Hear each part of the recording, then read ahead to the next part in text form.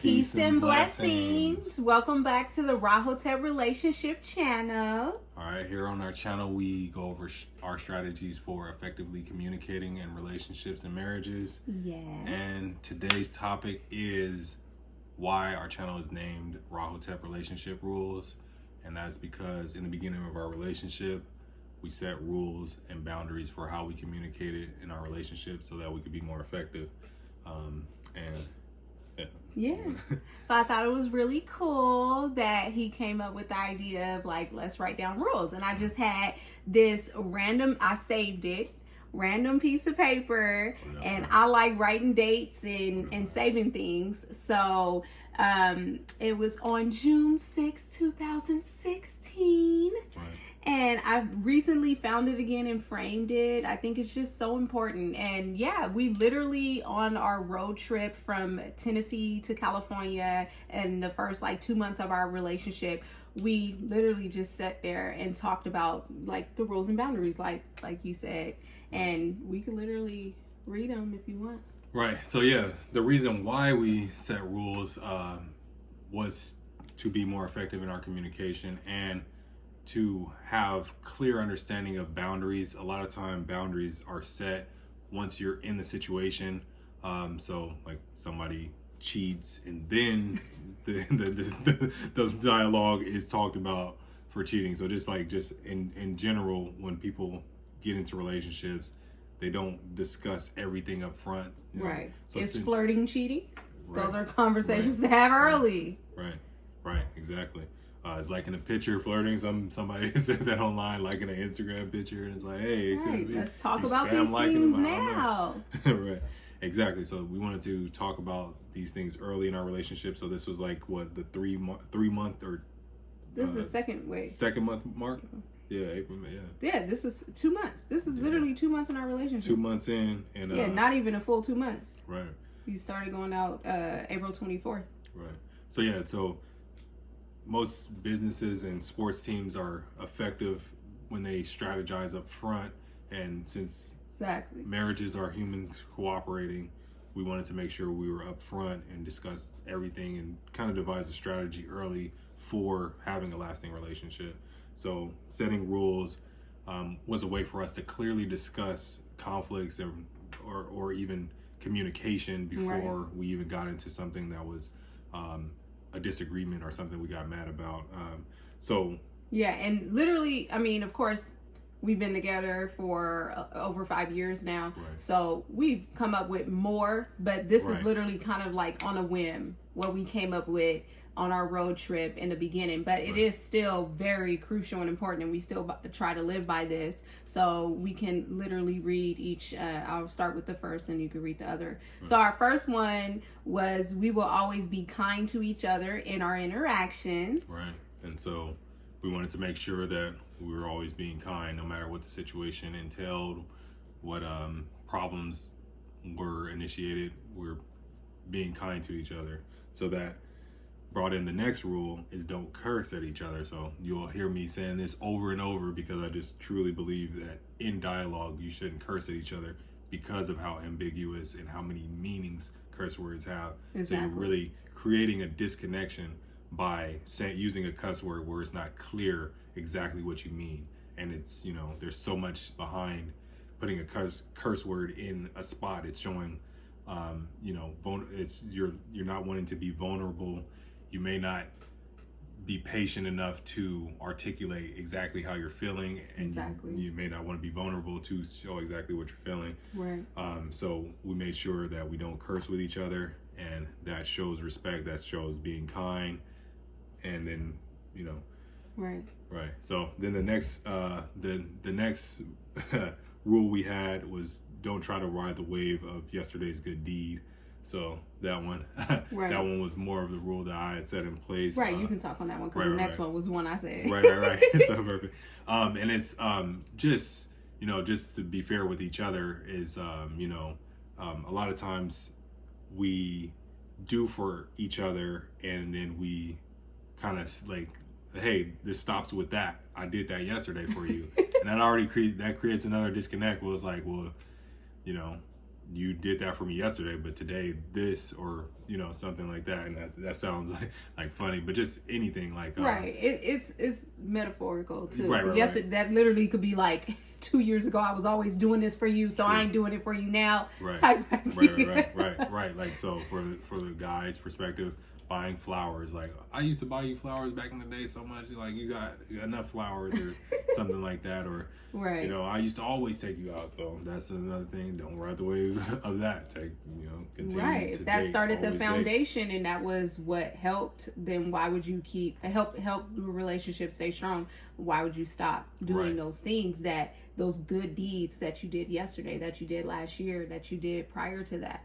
Like, don't ride that wave of yesterday's good deed. Exactly. So, and I think you were, I was going to say something about that. Don't try to ride the wave of yesterday's good deed. Also, so with that, it's also still acknowledging that, the person did do those good deeds. It's not like taking advantage of that. So I think we even mentioned that in some of our other rules as well. And so another one, this was one that I said, love is stronger than pride.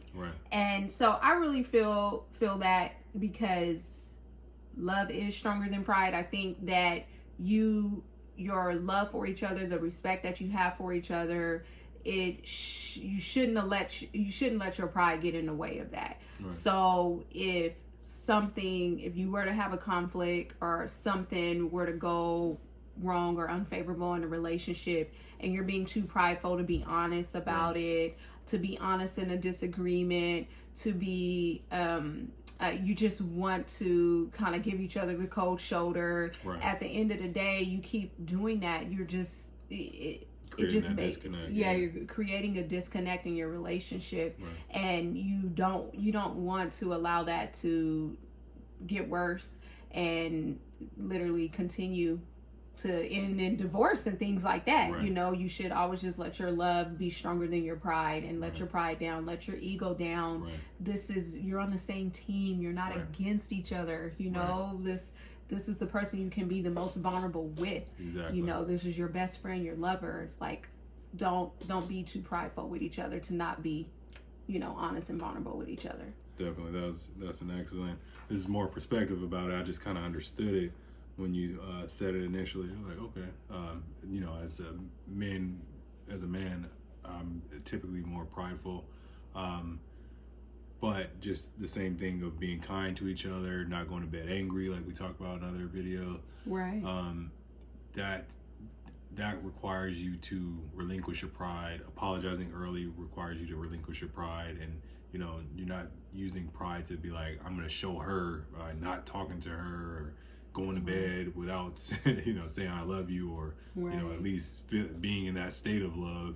It may not even have to say it for it to be understood. But not going to bed after an argument without getting back in that state of love. So the next one we had is open communication and equal acknowledgement.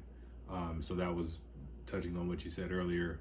Even if we don't ride the wave of yesterday, you still got to acknowledge what the person's done for you already, and constantly we constantly compliment each other. You do great at that, baby. You do great as well. So we constantly compliment each other and appreciate what's being done. That's like huge, and we both find that to be a huge necessity, and we both do that well with each other. Because we understand, like, there are other relationships or situations where that we could be in that would be unfavorable, so we make sure to appreciate what we have, as opposed to looking at other situations and thinking like, oh, I could be in that situation and be better, or anything like that. Make sure to acknowledge your partner consistently, appreciate all the things that you appreciate. A lot of people don't say anything when there's something that they like, but say something when they don't like it. So we want to make sure not to do that at all. Exactly. That way, when there is something we don't like, we can discuss it fairly, because we're always acknowledging, what both sides.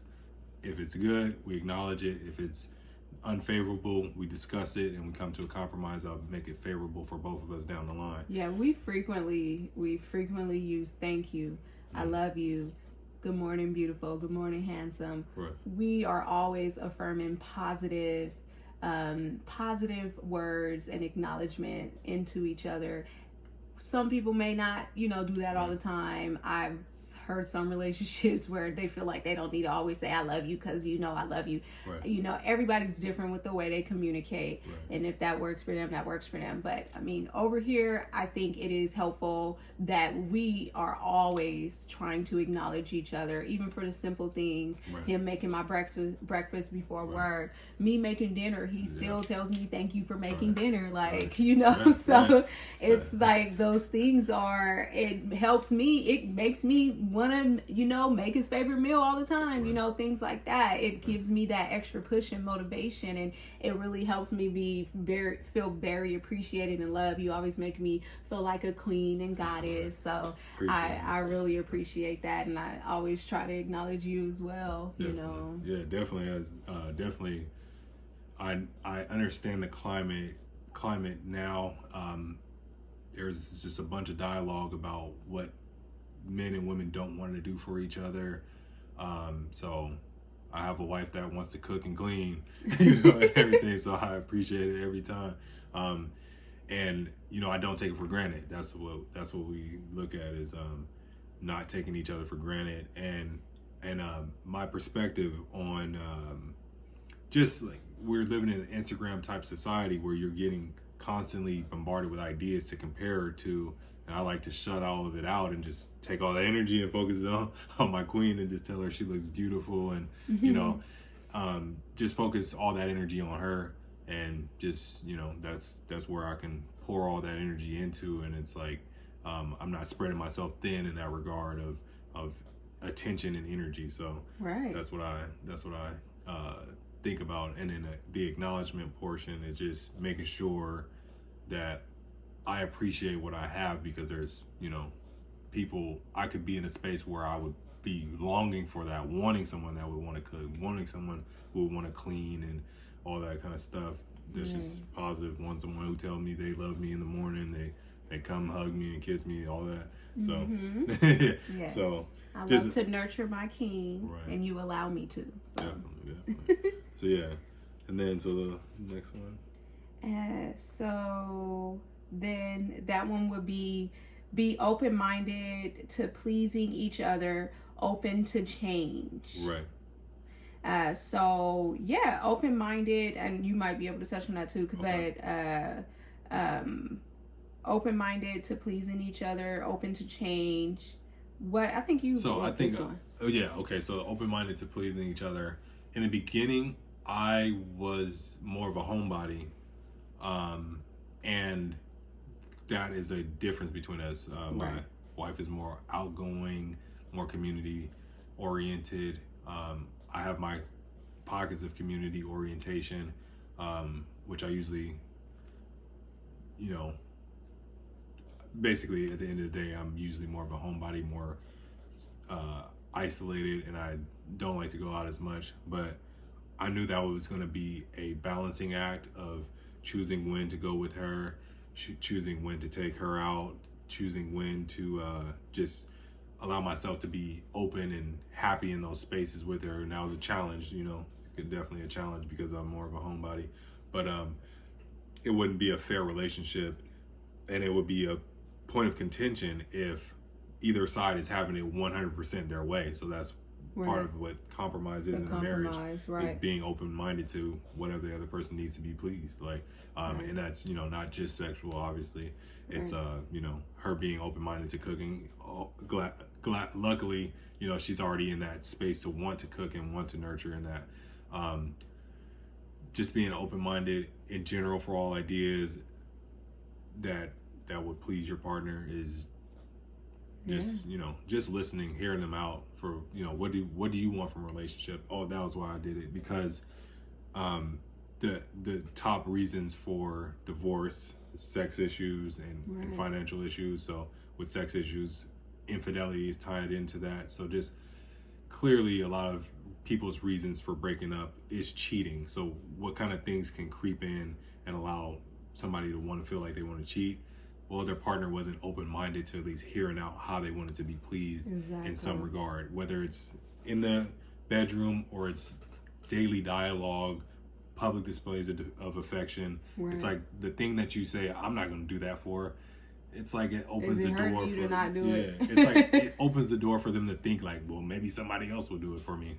So it's like, why wouldn't you, if you're going to make this person marry you and be in one spot with you, be open to understanding what they would like so that they're not even interested in, stepping out in that regard because their needs are getting met or even listened to. At least, yeah. Right. Yeah. Right. So just acknowledgement of, how your partner might feel and just trying to be that person for them. That's like, if we're going to be together, why not try to be like everything the other person wants? Then both sides is getting it. Like she's being everything I want in a woman, I'm being everything she wants in a man, then we're good. So yes, when I'm focusing on, making sure he's happy, he's focusing on making sure I'm happy, we're both happy. So, right. And also when it comes to, on my end, being the more outgoing person, the fact that we compromise, that helps me to kind of be more at home and be still. And even though I like being still, there's times where I just want to meditate and do my positive affirmations and things like that. But being more at home, I already knew coming into the relationship, I think it's just perfect that we were both open to, pleasing each other with our differences, because we had a lot of similarities, but we knew coming into our relationship that would be a huge difference. Is that I'm more community oriented, more out of the house, he's more in the house. So I found benefit in being more at home. I found benefit in like changing my schedule. I used to work more in the evenings, now I work more in the mornings, and I'm off in the the middle, like the beginning of the day.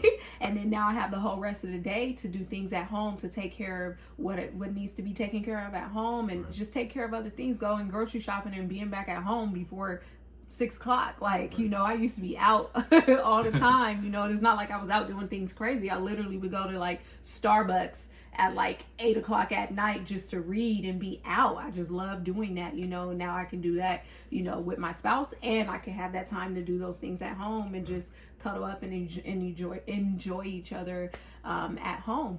And then also just, on my perspective, being happy to please him, and that's even in the bedroom, and he's happy to please me. That just works perfectly for both of us. So we already are very equally yoked when it comes to the similar things that we like, and that just worked out perfectly for us.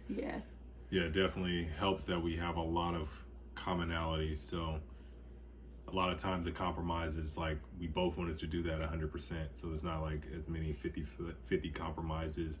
It's like, you like this? We both like to talk a lot on analyzing ideas. We both are talking happily. It's not like one person doesn't want to talk and the other person wants to talk. So I'm very grateful for that too. So it's just like, just thanking for all the ideas that are available. Just, I like to list off what I'm appreciative of with my spouse, because that's, you could be so happy about something and you never disclose it to your spouse, and then it's like a tough time comes up, then you have to give that laundry list of everything you like about your spouse, and they're like, I never knew, because the only time you talk to them about your feelings about what they do is when you're saying what they do wrong. So it's like, you never do this. And my wife hates the word never, because it's like, usually they do it a little bit. Are you always? Right. Are you always doing this? You always. Absolute statements. I'm like, I hate them.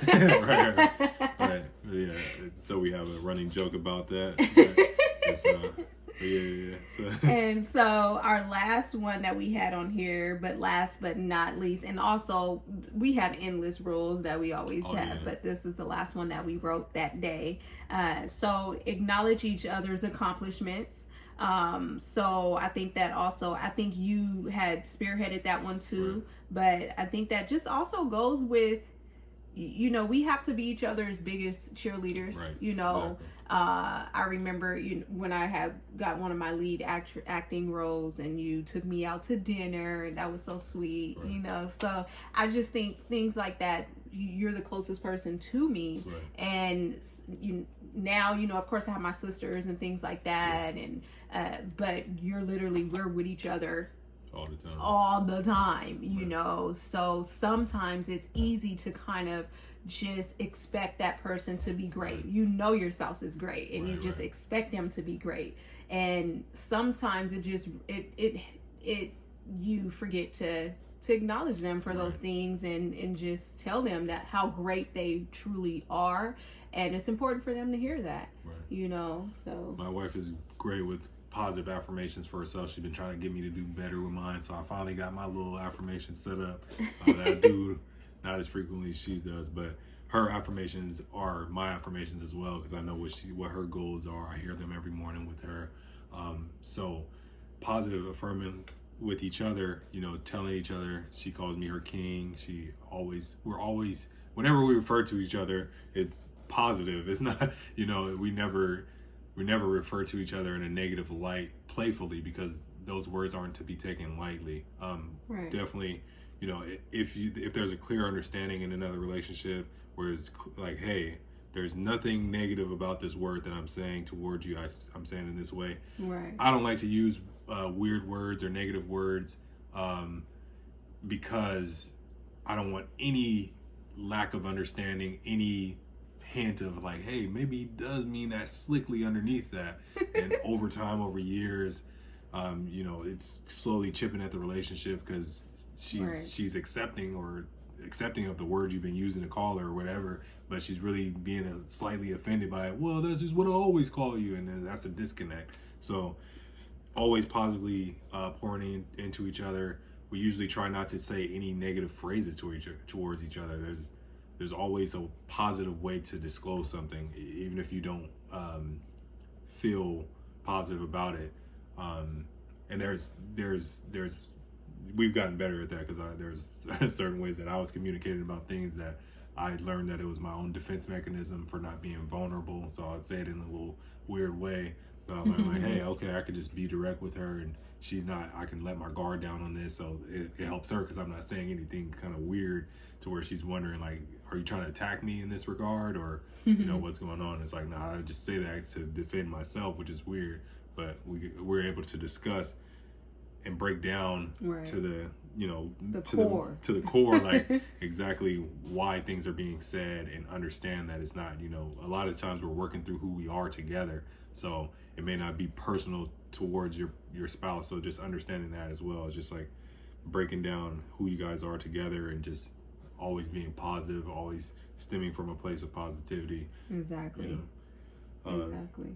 So yeah, so how I believe all relationships should have rules, and even if you haven't established them, it would be like a great time to establish a foundation and just get on the same page, discuss with a clear mind, clear heart about any type of disagreements, anything you can strategize for, any rules for communication. If one person likes to cuss and the other person doesn't like to cuss, you guys get on the same side of the table and let the situation be the opponent.